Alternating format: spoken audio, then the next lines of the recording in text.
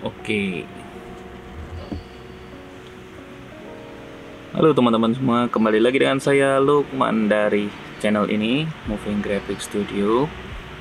Ini kebetulan saya lagi menunggu ibu mertua yang sedang periksa di rumah sakit, dan di sini saya sedang berada di parkiran ya, untuk menunggu karena di dalam sangat ramai banget, dan juga ini ada suara anak saya yang lagi bubuk, gitu ya.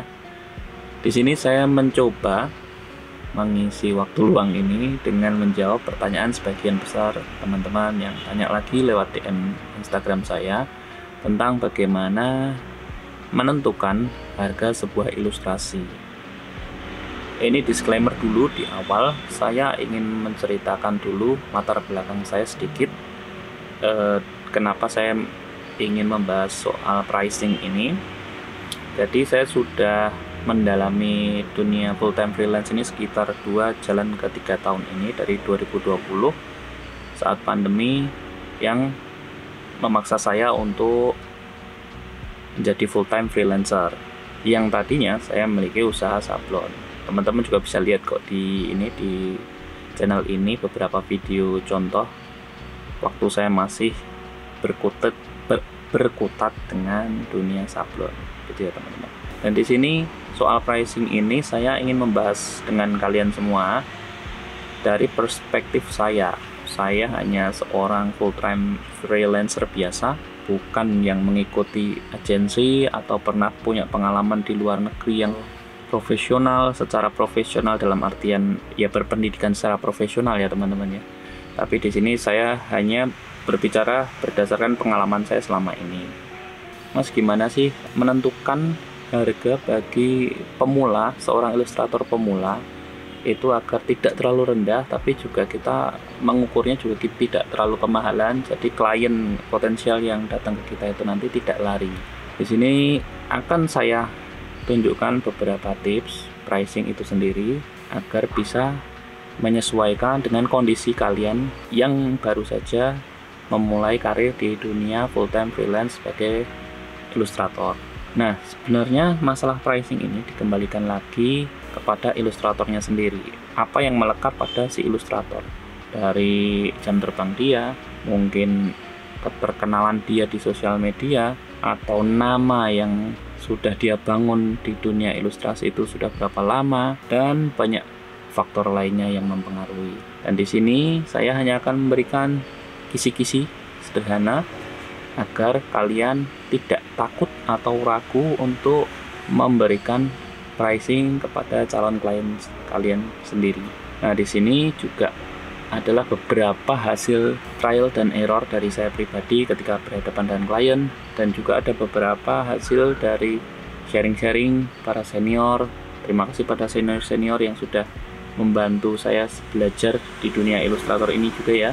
Kita mulai langsung aja ya, daripada nanti bertele-tele dan juga malah jadi panjang, karena ini juga baterainya sudah sangat terbatas. Ini juga saya coba syuting di luar kayak gini, pengen ngetes sih ini bagaimana kualitas videonya kalau saya langsung ngetes tanpa pencahayaan yang proper seperti kalau lagi di rumah. Jadi kalau memang teman-teman mendengar ada suara mobil atau motor lewat, ya ini karena memang di parkiran kendaraan, jadi suaranya memang sangat berisik sekali dan tepat di pinggir jalan gitu ya. Oke, untuk tips memberikan pricing ini yang perlu teman-teman lakukan adalah mereview semua kebutuhan teman-teman sebagai seorang ilustrator itu sendiri, ilustrator mandiri tentunya, tidak terikat dengan agensi dan juga tidak terikat dengan perusahaan lain. Jadi benar-benar sendiri dari perspektif kalian sendiri. Setelah itu teman-teman mereview juga kebutuhan teman-teman dalam satu hari itu seperti apa. Ini misal kita buat contoh ya, ini si Sony, katanya si Sony ini dia adalah seorang ilustrator pemula. Dia ingin memulai karirnya di dunia ilustrator dan mencoba peruntungannya di dunia ilustrator. Si Sony ini adalah anak tunggal. Nah, anak tunggal, kemudian saat ini dia sekitar umur 20 tahun, katakanlah seperti itu ya.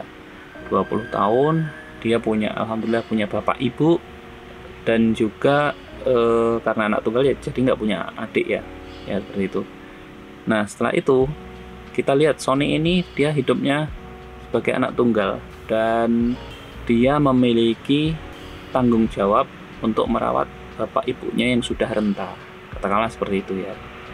Jadi dalam satu hari itu yang dia perlukan dari biaya listrik, biaya internet, dan juga biaya-biaya yang lain itu katakanlah dipukul rata sekitar 100 sampai 200 ribu.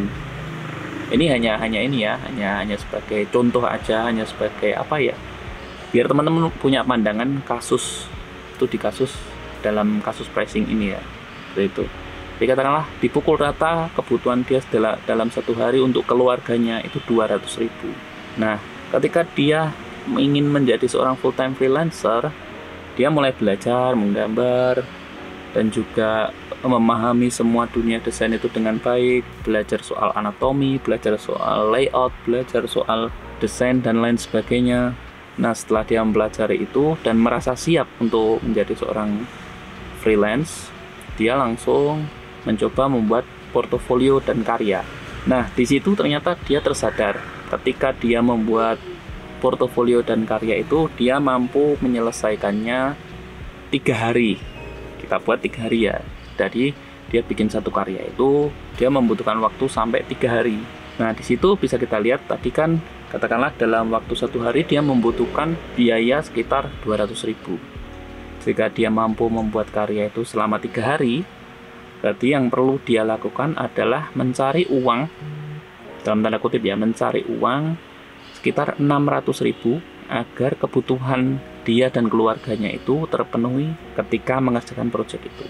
Paham ya sampai sini ya? Nah sampai di titik ini yang perlu kalian lihat adalah selama 3 hari tadi 200 ribu dikalikan 3 berarti sekitar 600 ribu kan. 600 ribu ini kalau kita bicara soal dunia produksi ya, berarti dia ini adalah HPP atau harga pokok produksi. Jadi dia itu minimal harus memberikan harga pada ilustrasi atau artworknya itu 600 ribu, 600 ribu ya. Jadi itu baru bisa dikatakan dia BEP atau break even point, atau ya pas-pasan lah, penghasilannya pas-pasan. Jadi seperti itu ya, secara mudahnya dalam pricing itu seperti itu. Jadi ketika kita tahu HPP kita misal dalam sehari itu 300 ribu dan mampu menyelesaikan satu ilustrasi itu selama 3 hari, berarti HPP kita selama 3 hari itu adalah 600 ribu. Oke, stop. Di sini ada yang mau saya tambahkan. Tentu saja soal pricing ini tidak mengikat. Dalam artian begini, fleksibel. Karena menurut saya pricing itu disesuaikan dengan kondisi kalian masing-masing. Dan saya sangat menghargai kehidupan setiap orang. Dalam artian begini, ada orang yang hidupnya memang sedang kepepet, sedang butuh duit, dan mereka memang benar-benar harus struggle setiap harinya, dan belum bisa menggunakan teori pricing ini. Silahkan kalian, yang penting bisa bertahan hidup hari itu juga sudah bagus. Jadi pricing ini jangan dijadikan sesuatu hal yang sangat baku. Dan kabar baiknya lagi, jika kalian berhasil menggunakan pricing ini dengan baik dan klien kalian semakin bertambah, kalian juga bisa menambahkan harga kalian secara perlahan. Karena kan gini, kita sebagai ilustrator itu yang dikuras adalah cara berpikir kita, kreativitas kita, dan juga waktu kita dalam menghasilkan karya. Jadi ketika ramai, kita sudah terlalu banyak klien yang datang kepada kita berhak untuk menaikkan rate kita perlahan, dan perlahan. Dan itu menurutku adalah salah satu poin baik dalam soal pricing. Semakin kita memperbaiki kualitas kita dan memperbaiki service kita kepada klien, harga itu pasti otomatis bisa menyesuaikan dan bisa kita naikkan secara perlahan. Gitu ya teman-teman nih. Kita lanjut lagi ya. Nah kalau untuk keuntungan setiap ilustrasi itu dikembalikan kepada kalian. Kalian menghendaki berapa persen dari 600 ribu tadi. Jadi misal kalian menghendaki harga ilustrasinya ditambahi 20%, 30%, 40%, 50%, silahkan. Jadi untuk masalah pricing ini yang paling penting atau paling mendasar itu di HPP itu tadi. metode ini bisa dikatakan ya hard cost lah. Kita hitung biaya kasarnya atau biaya yang nyata terlihat sesuai kebutuhan harian kita. Dan soal pricing ini juga akan berkembang jika memang kebutuhan dia nanti seperti mungkin kedepannya, misal saya nanti punya studio. Nah, pricing ini juga ditentukan juga dari mungkin jumlah tim yang ada di studio itu, atau kualitas gambar yang diberikan, atau bahkan pengiriman hasil ilustrasi itu cepatnya seperti apa, karena kita berkata soal tim ya di sini ya. Nah, di situ itu harga-harga yang mempengaruhi harga sebuah ilustrasi itu sendiri. Nggak kaget kalau ada orang yang mampu menjual satu karyanya itu bisa $1.000, atau mungkin karyanya itu bisa $4.000. Di beberapa cerita-cerita senior itu saya sampai kaget gitu loh. Ternyata ada loh orang yang mau membayar kita, katakanlah satu karya itu $1.000 seperti itu. Dan itu sudah umum gitu loh. Di luaran sana itu sudah umum gitu loh. Bagi kalian yang masih pemula, jangan berkecil hati. Yang jelas adalah tolok ukur pricing itu tadi yang bisa saya sharingkan seperti itu tadi. Jadi teman-teman hitung dulu biaya hidup kalian itu seperti apa. Biaya bensin atau listrik, atau mungkin wifi, internet, atau mungkin kalian punya tanggung jawab adik, atau harus menyekolahkan sepupu, atau memang ada orang tua yang harus dirawat, yang sakit. Karena kan memang masalah kehidupan itu kan kita punya kehidupan masing-masing. Jadi masalah pricing itu nggak bisa dipukul rata gitu loh.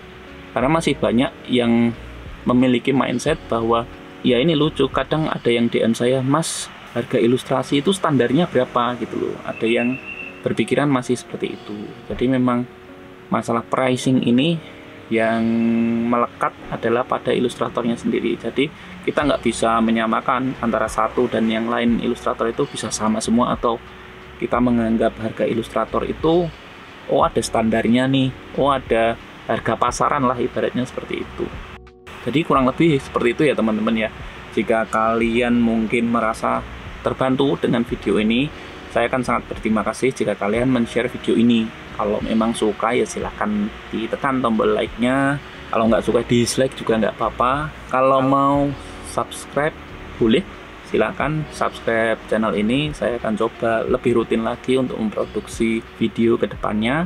Semoga bermanfaat. Itu tadi kita membahas masalah pricing. Terima kasih. Assalamualaikum.